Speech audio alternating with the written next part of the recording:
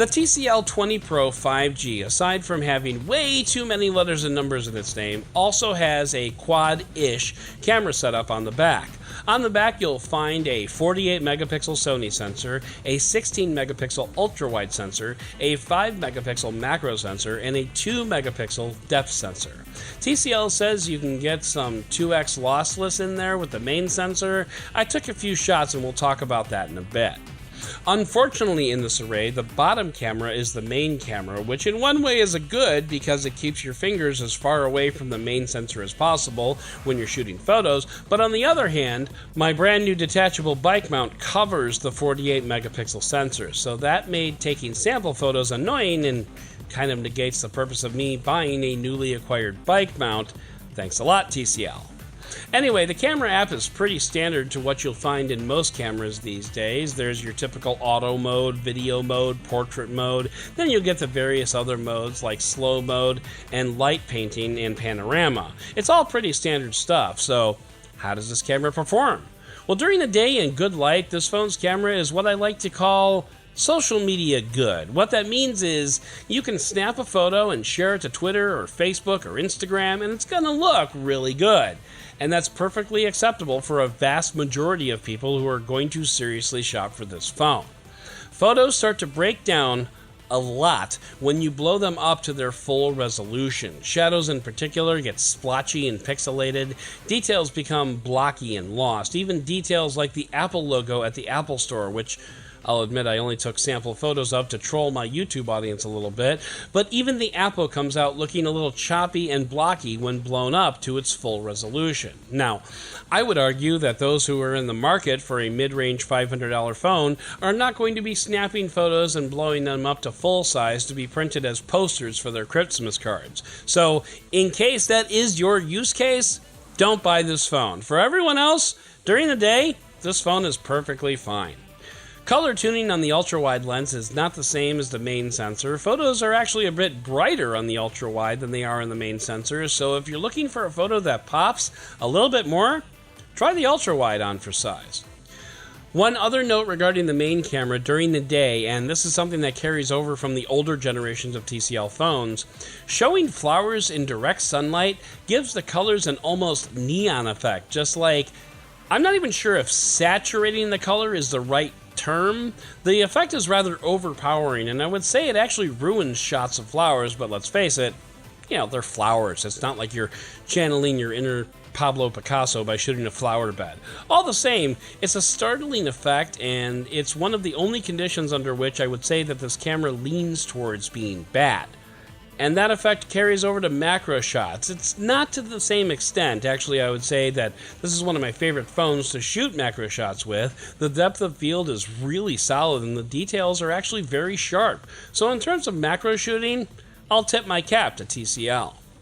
It should come as no surprise that the zoom that you can get out of this phone at 2x is just as good as the main sensor because the zoom is a crop of the main sensor. It's all digital, which is fine. When you're working with a 48 megapixel sensor, you have some room to play around a little bit. Zooming in any more than 2x is a terrible idea, so just don't do it, and there, I think we've adequately covered zoom. Action shots are honestly not very good. Even in burst mode, there's a ton of blur all over the place, and that's just bouncing up and down that my daughter is limited to right now. If she'd been attempting any flips or achieving any height, I'd imagine the quality would just go downhill. So if you have kids or you're planning on shooting any kind of motion, this is not the camera for you. The Selfie Camera is a 32 megapixel shooter in what TCL calls the Dotch, but shouldn't call the Dotch. Anyway, the Selfie Camera is fairly average in good light, though portrait mode leaves something to be desired. It's not terrible, but it's also not very good. I'd plant this camera firmly in the serviceable category, and that includes portrait mode. Portrait mode on the Selfie Camera is pretty terrible at picking out edges, even nipping off the edge of my hat. Cutting out wisps of hair in portrait mode, I'll forgive. Cutting out part of my hat, not so much. Portrait mode is much better in the rear camera, and in that area I have few complaints, though while most cameras will blur out a little bit too much at the edges and end up catching part of your shirt or your hair, TCL's camera actually kind of goes the other way with that, leaving too much of the edges intact, including parts of the background. But overall, when it comes to portrait mode, I have very few complaints.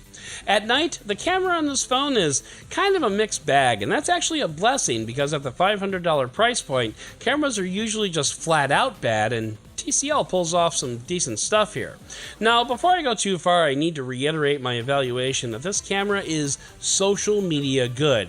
If you blow up any of these shots, they become unusable. Indeed, the ultrawide camera is a bit of a train wreck at night. You really shouldn't use it. But as long as you stick with the main sensor, you can get some actually decent shots. Macro shots have some focus issues, but for normal photos, you can get by with this camera. Yes, you still get grainy darks and streaky lights, and there's noise here and there. No one's saying that there isn't. But honestly, these shots are actually pretty decent for social media, and I can't emphasize that enough. By the way, TCL's Super Night Mode, which is basically a long exposure, looks a lot more natural on this phone than it did on the 10 Pro. It's less like a nuclear explosion and more just a brightening up of things. Well done on that regard, TCL. You are learning, and we're proud of you. Moving on to video, the stabilization is not as good as I'd usually like to see it.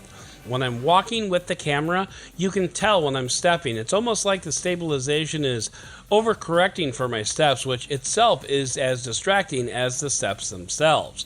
That being said, I have certainly seen much worse in cameras. On the literal flip side, the selfie camera has actually really good stabilization, so if you're a walk and talk blogger, you'll dig the stabilization here.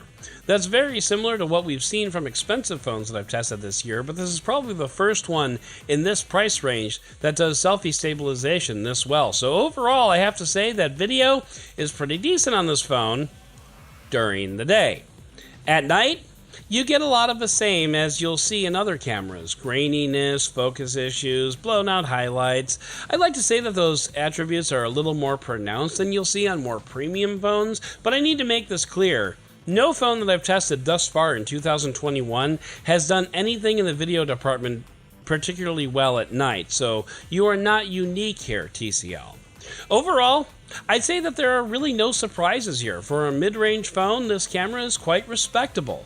Yes, it has its challenges, and yes, it has challenges that haven't been improved on since last year. But there have been some improvements, which is great to see, and I'll be interested to see how TCL can further improve camera performance later this year and next year.